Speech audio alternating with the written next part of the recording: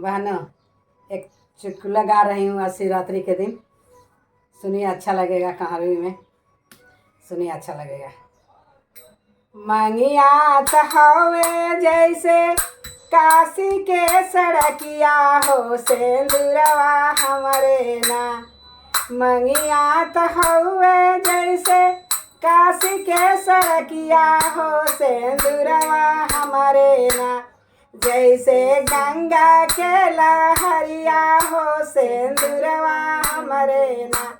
जैसे गंगा के लहरिया हो, सिंदूरवा हमरे ना। ससुर त हउए हमरो थाना के पुलिसवा हो, ससुरिया हमारी ना। ससुर त हउए हमरे थाना दरवा हो, ससुरिया हमारी ना। जैसे कटही कुकुरिया हो, ससुरिया हमारी ना। जैसे कटही कुकुरिया हो, ससुरिया हमारी ना। मंगिया त हउए हमरे काशी के सड़किया हो, कि सिंदूरवा हमरे ना। मंगिया त हउए जैसे काशी के सड़किया हो, सिंदूरवा हमरे ना। जैसे गंगा के लहरिया हो, सिंदूरवा हमरे ना। जैसे गंगा के लहरिया हो, सिंदूरवा हमरे ना। जेठऊ त हउए जैसे कॉलेज के टीचरवा हो, जेठनिया हमरे ना। जेठऊ त हउए जैसे कॉलेज के टीचरवा हो, जेठनिया हमरे ना। जैसे कोनवा के बिलरिया हो, जेठनिया हमरे ना। जैसे कोनवा के बिलरिया हो, जेठनिया हमरे ना।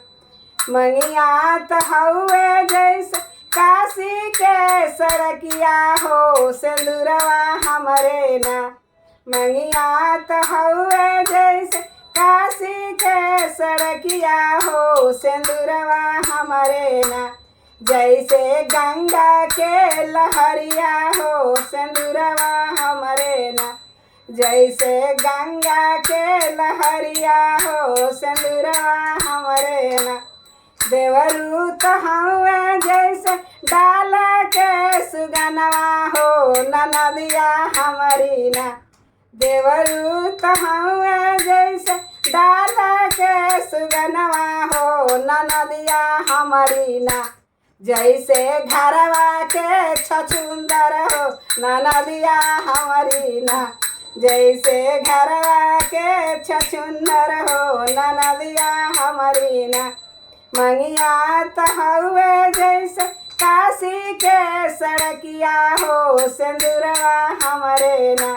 मंगिया त हउए जैसे काशी के सड़किया हो, सिंदूरवा हमरे ना। जैसे गंगा के लहरिया हो, सिंदूरवा हमरे ना।